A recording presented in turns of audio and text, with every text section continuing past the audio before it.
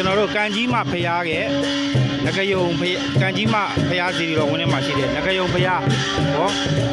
ဒီဟာကျွန်တော်တို့ယူတော်မင်္ဂလာမိသားစုရဲ့အလူရှင်များအားလုံး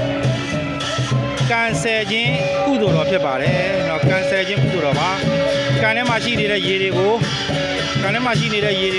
စိုးရေညစ်တွေကိုကျွန်တော်တို့အကုန်လုံးခတ်ထုတ်ပြီးတော့ရေကြီးရေသန့်နဲ့ပြန်ပြီးတော့ဒါတန့်စင်ထားတာဖြစ်ပါတယ်ဒုဋ္ဌဝတီမြည်ရည်နဲ့ပူဇော်ထားတဲ့ငကယုံဘုရားကြီးကိုနဂါးစီတီတော်ဘုရားကြီးကိုကျွန်တော်တို့ဒုဋ္ဌဝတီမြည်ရည်နဲ့ပူဇော်ထားခြင်းဖြစ်ပါတယ်ပူဇော်ခြင်းပွဲ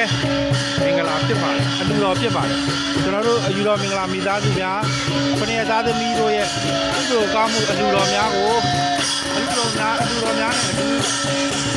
ကံကြီးမှဖရားရဲ့ကံမှာငကယုံဖရားကံမှာကန်ဆယ်ခြင်းကုသိုလ်တော်အလူတော်မင်္ဂလာပွဲဖြစ်ပါတယ်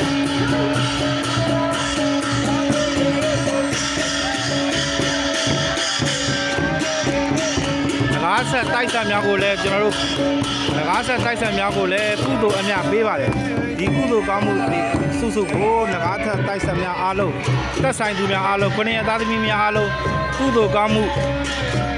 များကိုအလူတော်အမြပေးပါတယ်အားလုံးကုသိုလ်ကောင်းမှုများရကြပါစေအမြရကြပါစေအားလုံးအမြပါဗျာအားလုံးအမြရည်ခொနည်းသားသမီးများအားလုံးကျမ်းမာချမ်းသာပြီးလုပ်ငန်းဆောင်တာများလိုအပ်နေသောဆန္ဒများအားလုံးပြည့်စုံပြေဝကြပါစေဗျာ